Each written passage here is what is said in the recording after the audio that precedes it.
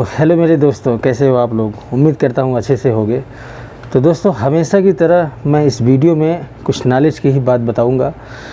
इसमें आज की वीडियो में मैं दो टॉपिक पे बात करूँगा। एक, अगर आप पोस्टपेड सिम यहाँ चलाते हैं और घर जाना चाहते हैं तो क्या आपको वो सिम बंद करवाना पड़ेगा, और दूसरा, अगर आप मोबाइल लेते हैं लोन पे और घर जाते हैं तो आपको लोन चुकता करना पड़ेगा कि आप वैसे ही जा सकते हैं।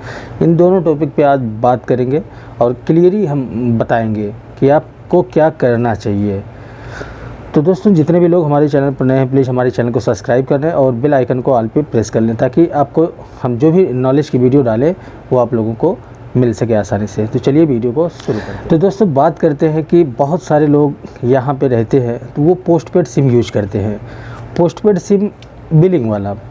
तो यहाँ पे पोस्टपेड सिम बहुत उसका सर्विस जो है बहुत अच्छा होता है, आपको टेंशन नहीं होता, आप एटीएम से अपना बिल पे कर सकते हैं।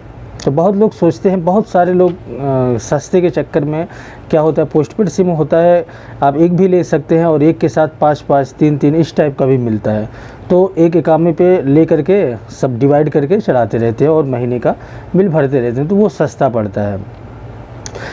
तो आपको घर जाना है तो आप छुट्टी पे जाना चाहते हैं कि एग्जिट पे। अगर आप एग्जिट पे जाना चाहते हैं तो आपको उसका बिल पेमेंट करना पड़ेगा पूरा कि नहीं करना पड़ेगा, क्या होगा। दोस्तों, अगर आप छुट्टी जाते हैं तब तो आपको बिल पेमेंट जो आप किसी की ज़िम्मेदारी पर करके जाइए, वो आपका मंथली वाइज बिल पेमेंट करता रहे, ताकि सिम आपकी चलती रहे। सिम तो चलती रहेगी लेकिन बिल बकाया नहीं होना चाहिए। अगर बिल बकाया होता है तो उस पर टैक्स वगैरह लगा देते हैं। लेकिन अगर आप छुट्टी पे एग्जिट पे जाते हैं तो एग्जिट पे अगर आप जाते हैं तो एग्जिट पे जाने से पहले आपके नाम पे जितना भी जुर्माना है, जैसे गाड़ी का कोई जुर्माना है अगर आपके नाम से अटैच है तो उसको भी पेमेंट करना पड़ेगा। जो जितना भी आपके नाम पे सब कुछ है पेमेंट करना पड़ेगा, उसके बाद ही आप जा सकते हैं। या फिर आप अगर सिम चला रहे हैं पोस्टपेड का सिम अगर आप चला रहे हैं तो उसका बिल पेमेंट करना पड़ेगा, तभी आप एग्जिट आपको तभी लगेगा, नहीं तो लगेगा ही नहीं। सीधी सिंपल सी बात है।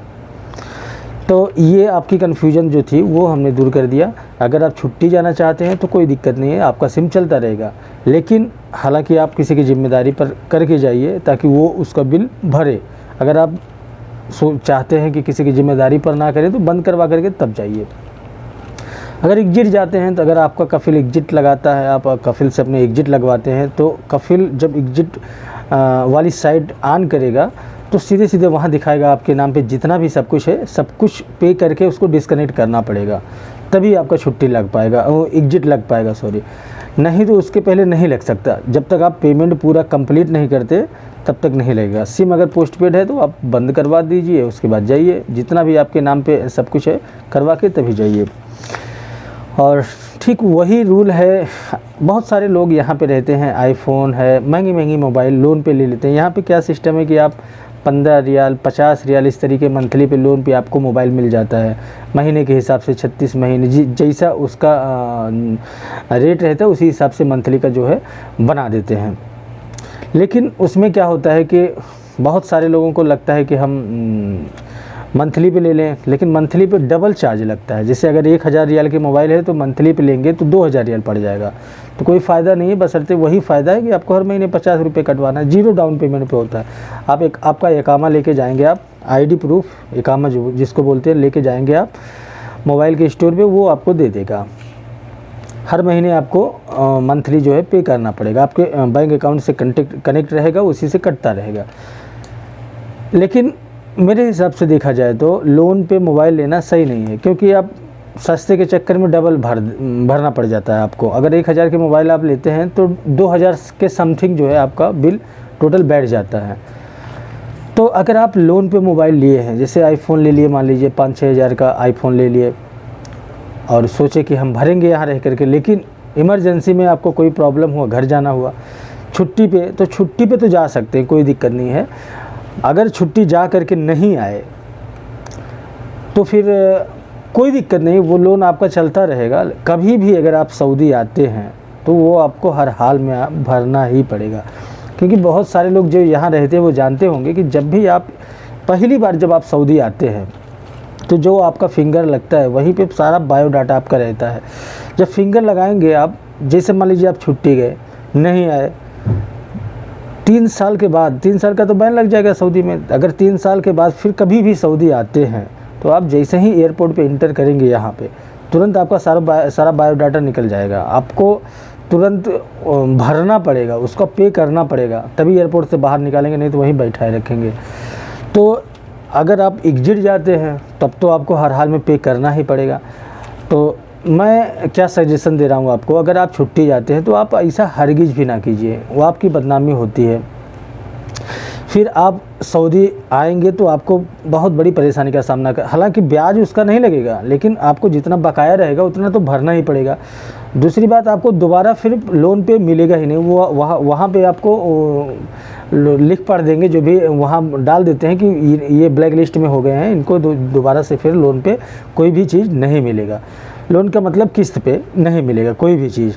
तो ध्यान दीजिए इस बात को, कभी भी ऐसा काम मत करिए कि आप लोन पे कोई भी मोबाइल वगैरह कोई भी सामान लेते हैं और जाते, अगर आप एग्जिट तो जाएंगे तो भरना ही पड़ेगा, लेकिन छुट्टी जाते हैं और सोचते हैं कि अब तो जा रहे हैं छुट्टी, आएंगे नहीं, लेकिन वहाँ जाने के बाद आप कभी भी कुछ भी हो सकता है। वहाँ जाने के बाद, मैं भी जब गया था तो सोचा था सऊदी नहीं आऊँगा, लेकिन वहाँ जाने के बाद हालात ऐसा कभी कभी हो जाता है कि हर हाल में आना ही पड़ता है।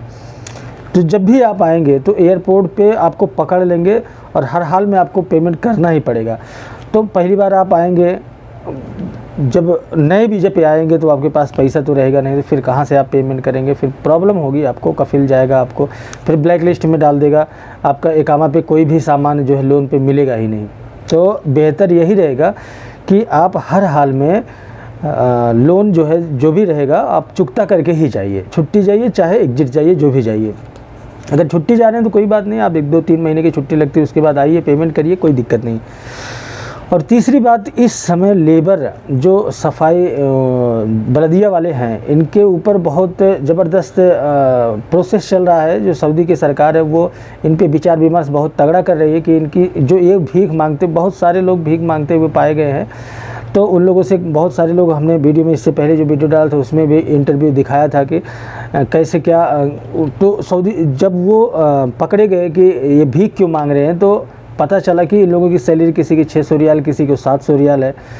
तो सऊदी गवर्नमेंट ने कहा कि जब इतनी कम सैलरी है तो इनकी सैलरी बढ़ाया जाए, क्योंकि जब इतना कम सैलरी रहेगा, अगर 600-700 रियाल सैलरी है और 500 रुपया तो हर हाल में खर्चा बैठना ही बैठना है यहाँ पे खाने पीने का, तो बचाएगा क्या आदमी।